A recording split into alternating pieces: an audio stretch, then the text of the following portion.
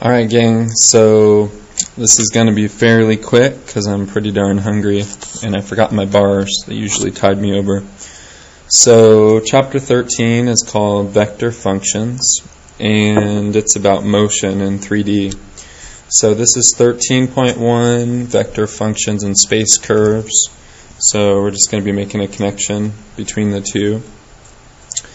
And you can pause it if I go too quickly on something. Okay. Alright, so we already know what a function is. You know that every time you have a certain element in the domain, it gets assigned an element in the range. Well, a vector, a valued function is pretty important, or a vector function. It's the domain is all the real numbers, at least the ones that you're allowed to plug in for a given function. And then the range is going to be a whole bunch of vectors. So in goes the number for the t typically, and then out comes a bunch of vectors that let you know positions in space. We're going to be mostly, we like the 3D stuff, so that's what we're going to be doing. And yeah, like I said, when you plug in a certain t value into the vector function, there's going to be a vector that comes out of it. Each of the little functions inside of the vector function, in the place of our x, y, and z, we could say that they're separate functions: f of t, g of t, h of t, and they're all considered, their own separate little functions.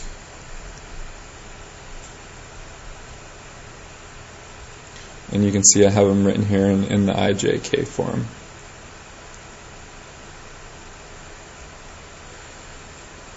Alright, so when we have these, let's say example 1, r of t equals this, then we would say the component functions are obviously each of those separate little functions. So the first thing, let's go ahead and figure out the domain. And oops, I forgot to write this down. I was going to be all prepared. And so let's go ahead and just find the domain of each of these. So the domain is just whatever numbers you're allowed to plug into each separate function, and then it's going to be the intersection of all of those. So that first one, this one here, the t cubed, it's all reals. And then this one here, the 3 minus t, of course that has to be greater than 0. So we would say that t has to be less than 3 for that to work. And then this one over here, we know that t has to be greater than or equal to 0. So we're just looking for the intersection of all those. So it has to be less than 3, greater than or equal to 0. So the intersection would be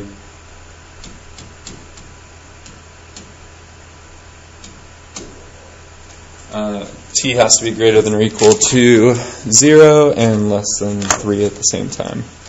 Okay?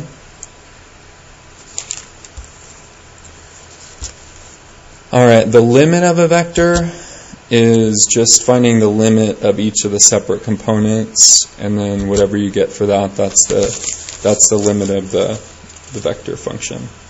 So, and it lets you know the length and direction that the vector is approaching as t approaches a particular number. So, that's what this says.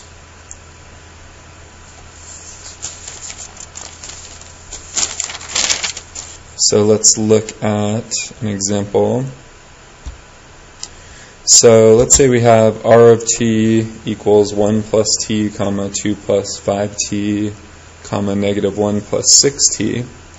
That's the vector valued function, and so then what we can do is write it as parametric equations so we can see what we're working with. And you can see I have it just broken up into its separate component functions, as parametric equations as well.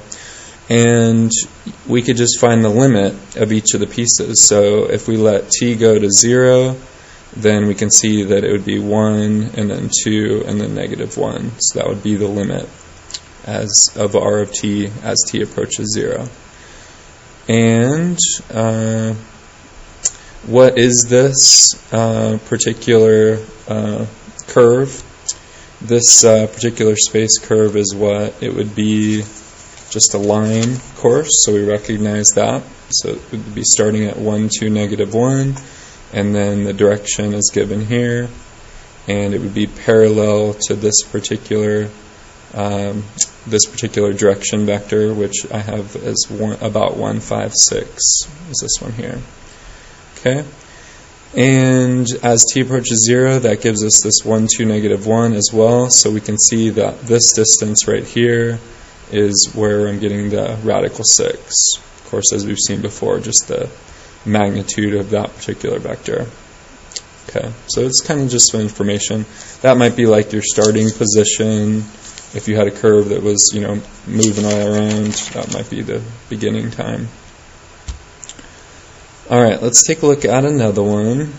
So, same question, just find the limit of this particular vector valued function.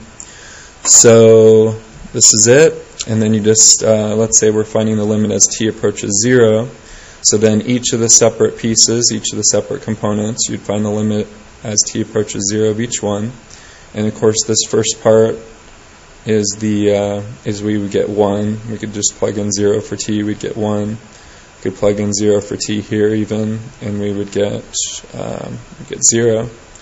And then this is a theorem, this sine t over t, at least as t approaches 0, the theorem is that this equals 1, so I just put that there.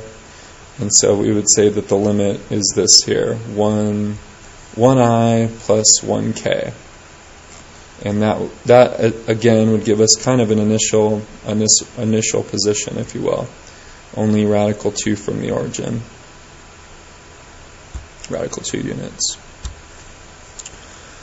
We say that a vector is continuous if, just like with regular 2D calculus, it's continuous if we have a function value that's exactly the same as the value of the limit when we're approaching that particular number. So if it has a function value there, then of course it's continuous. Again, just like before. There's a super close connection between vector functions and space curves. I mean, they're almost identical. It's kind of almost like a notation thing. So let's say that we have f, g, and h, and they are, real valued function on a particular interval. Then the set C of all of those same points, if we broke it up, would be a space curve. So of course t is going to vary. And so as we let t vary, it's going to be, creating these x, y, z points, and those particular points, are all connecting, and so that would be considered a space curve instead of written, before as a vector valued function. So what we can do is we can think of the curve as being traced out by a moving particle whose position at time t is,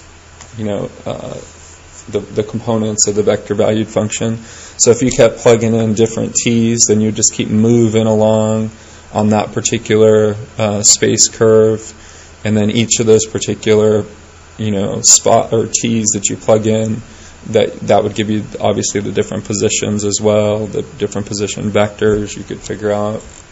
So that's just a good little picture on it.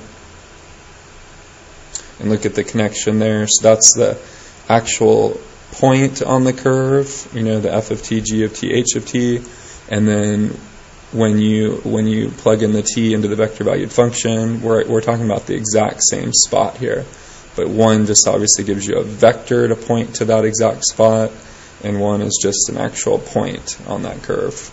So describe the curve defined by this vector valued function. Well, we already did, so we did that one earlier. Okay. And last example I want to do is, let's say they want to sketch the curve whose vector equation is this.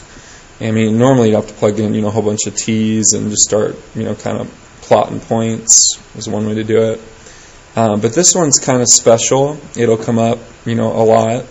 And you might recognize, it's kind of a special form here. So you might already be thinking something's up with this one, like maybe cosine squared plus sine squared.